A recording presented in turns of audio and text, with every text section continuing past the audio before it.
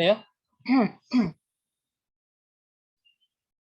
Baiklah, Assalamualaikum warahmatullahi wabarakatuh. Perkenalkan, nama saya Reza Saputra dengan NIM H1A1229. Pada kesempatan kali ini, saya akan mempresentasikan hasil penelitian saya mengenai persepsi masyarakat terhadap pelayanan publik oleh aparatur Desa Betung. Dan mata kuliah metode penelitian kuantitatif yang diampu oleh Bapak Nafrin Karim dan Bapak Praditya Eko Prasetyo Utomo.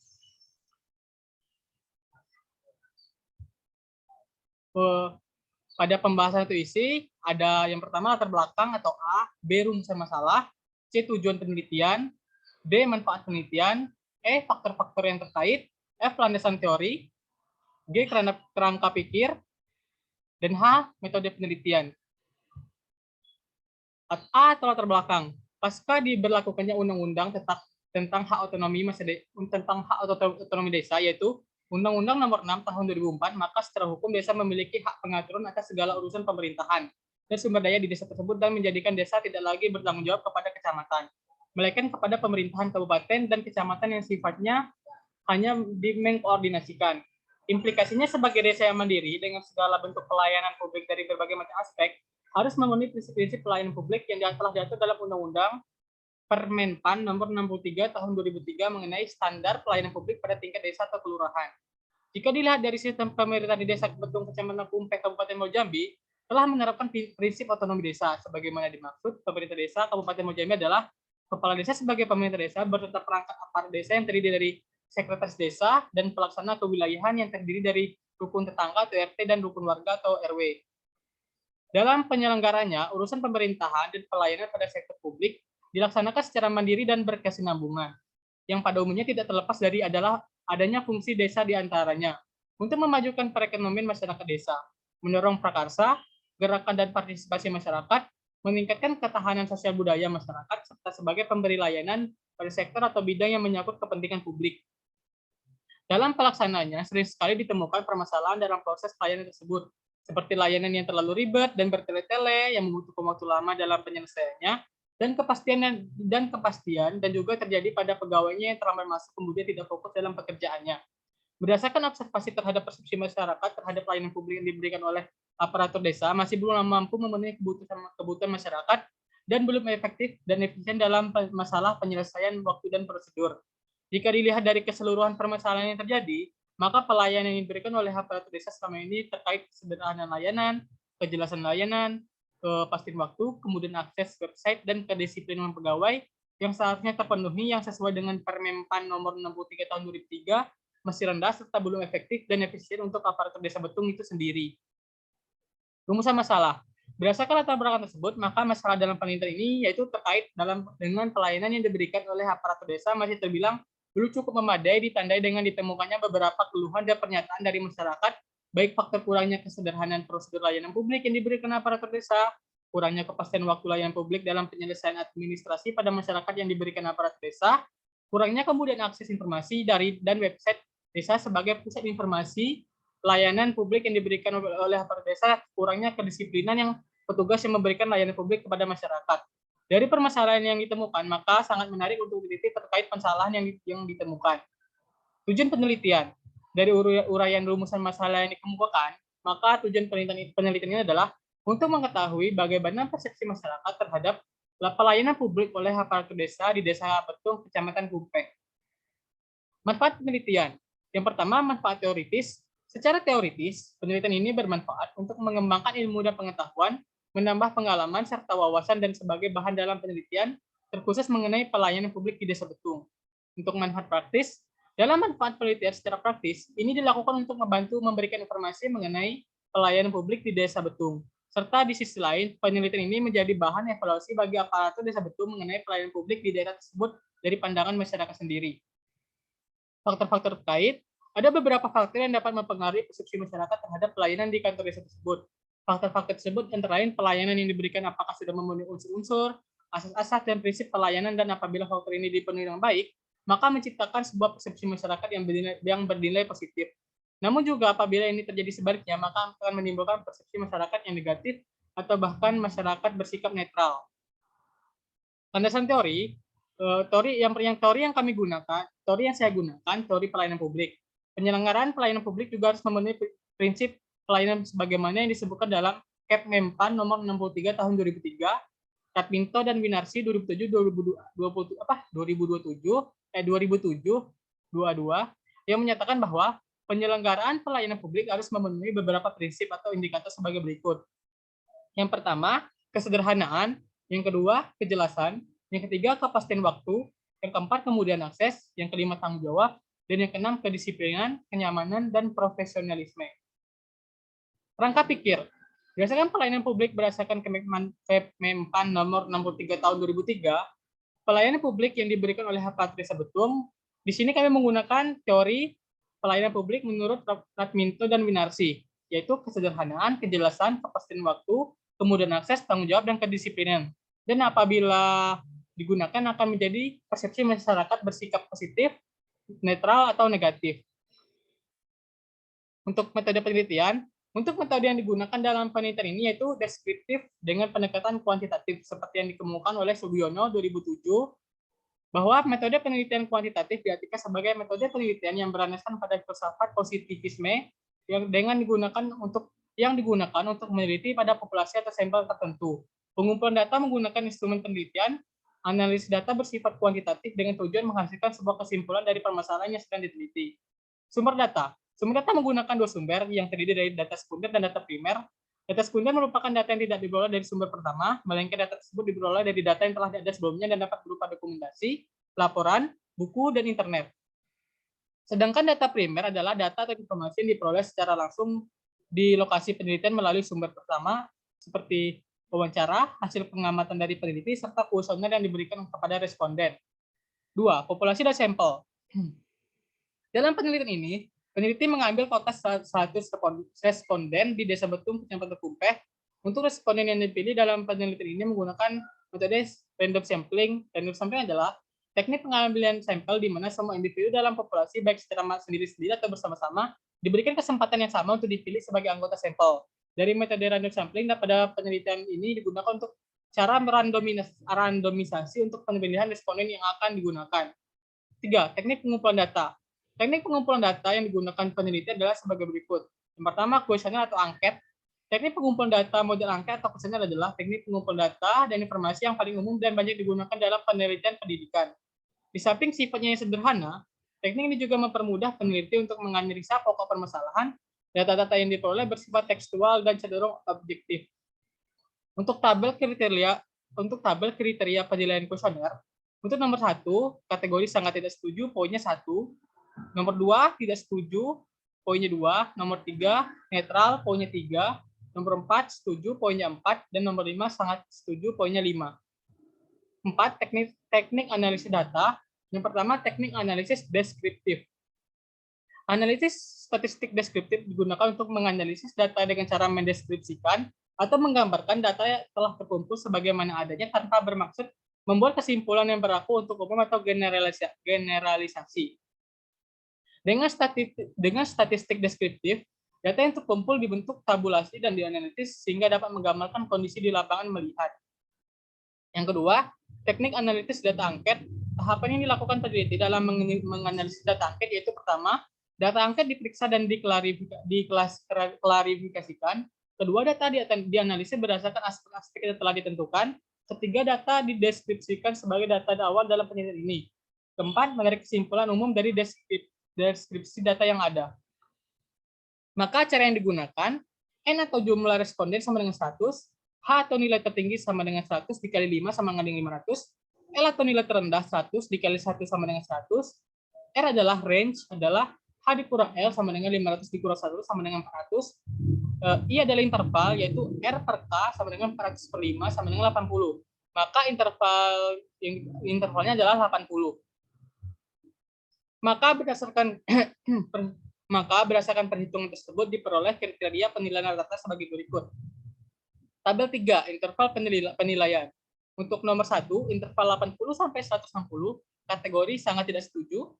Nomor 2, interval 161 sampai 240, kategori tidak setuju. Yang ketiga, 241 sampai 320, kategori netral. Yang keempat, 321 sampai 400, kategori setuju. Yang kelima, 401 sampai 480, kategori sangat setuju. Hasil persentase pada penyebaran kuesioner. Indikator kesederhanaan untuk pernyataan 1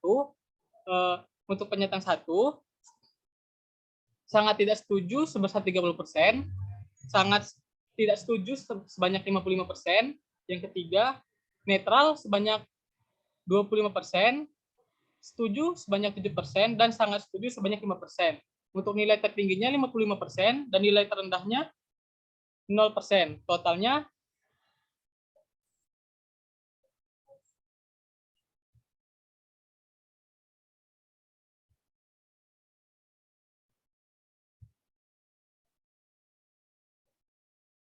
Gak mau.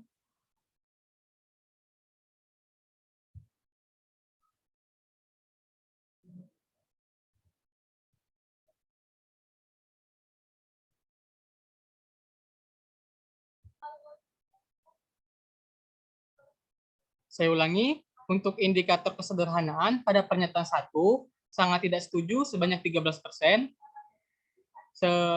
tidak setuju sebanyak 55%. Bentar.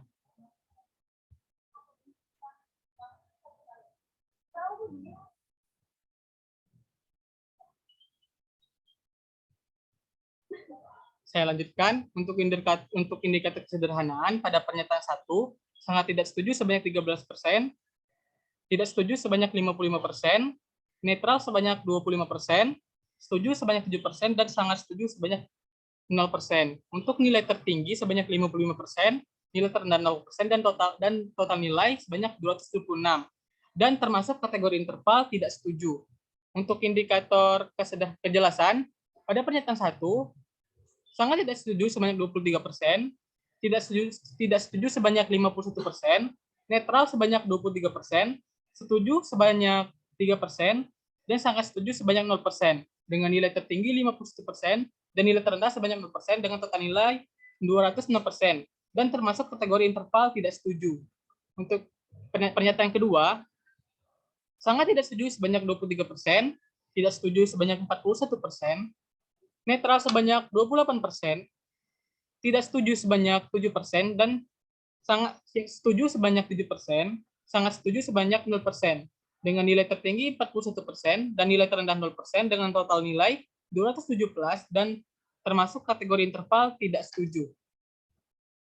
Untuk indikator kepastian waktu, pada pernyataan pertama, sangat tidak setuju sebanyak 26%, tidak setuju sebanyak 47%, netral sebanyak 17%, setuju sebanyak 9%, dan sangat setuju sebanyak 1% dengan nilai tertinggi 47% dan nilai terendah sebanyak 1%. Dengan total nilai 212 dan dikategorikan sebagai interval dan termasuk kategori interval tidak setuju.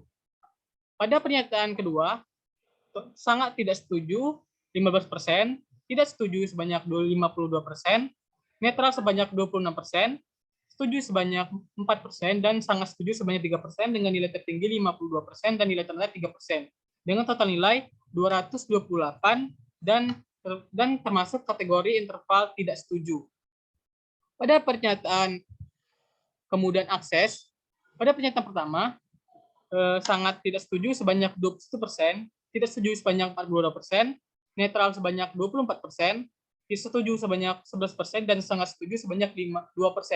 Dengan nilai tertinggi 42% dan nilai terendah 2%, dengan total nilai 231, dan termasuk kategori interval tidak setuju. Pada pernyataan kedua, sangat tidak setuju sebanyak 28%, tidak setuju sebanyak 51%, netral sebanyak 14%, setuju sebanyak 6%, dan sangat setuju sebanyak 1% dengan nilai tertinggi 51% dan nilai terendah 1% dengan total nilai 201, dan termasuk kategori interval tidak setuju. Untuk pernyataan ketiga, sangat tidak setuju sebanyak 16%, tidak setuju sebanyak 47%, netral sebanyak 29%, setuju sebanyak 8%, dan sangat setuju sebanyak 0%. Dengan nilai tertinggi 47% dan nilai terendah 0% dengan total nilai 229 dengan kategori interval tidak setuju. Ada pernyataan keempat, sangat tidak setuju sebanyak 18%, tidak setuju sebanyak 46%, netral sebanyak 25%, setuju sebanyak 6%, dan sangat setuju sebanyak 5%, dengan total nilai tertinggi 46% dan nilai terendah 5%, dengan total nilai 234, dan termasuk kategori interval tidak setuju. Untuk indikator tanggung jawab, pada pernyataan pertama sebanyak sangat tidak setuju sebanyak 26%, tidak setuju sebanyak 47%, netral sebanyak 17%, setuju sebanyak 9%, dan sangat setuju sebanyak 1%, dengan nilai tertinggi 47%, nilai terendah 1%, dengan total nilai 202, dan termasuk kategori interval tidak setuju. Pada pernyataan kedua, sangat tidak setuju sebanyak 13%, tidak setuju sebanyak 51%, netral sebanyak 30%, setuju sebanyak 5%, dan sangat setuju sebanyak 1%, dengan nilai tertinggi 51% dan nilai terendah 1%, dengan total nilai 230, atau termasuk kategori interval tidak setuju.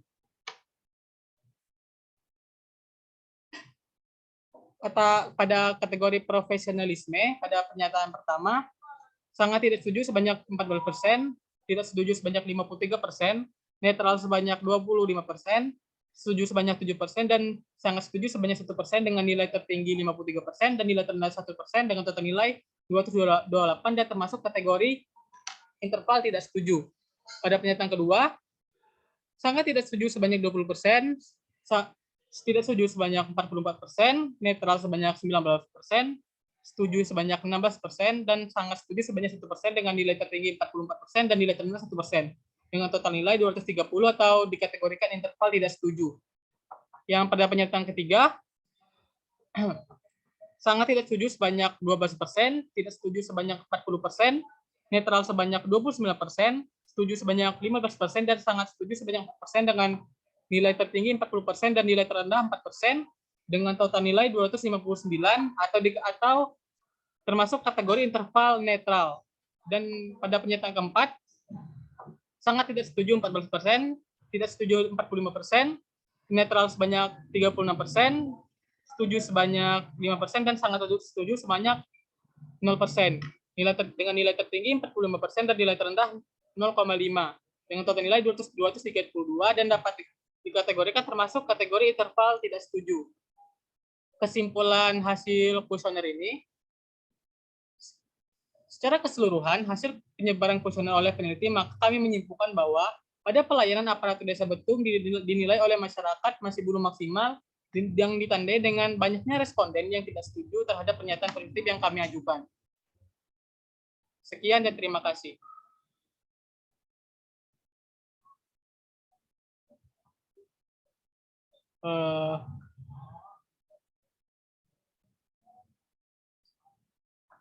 Baiklah, itulah hasil presentasi saya mengenai persepsi masyarakat terhadap pelayanan publik oleh aparatur desa Betung, yang dapat kami simpulkan bahwa hasilnya masih belum maksimal. Sekian dari saya akhiri dengan wassalamualaikum warahmatullahi wabarakatuh.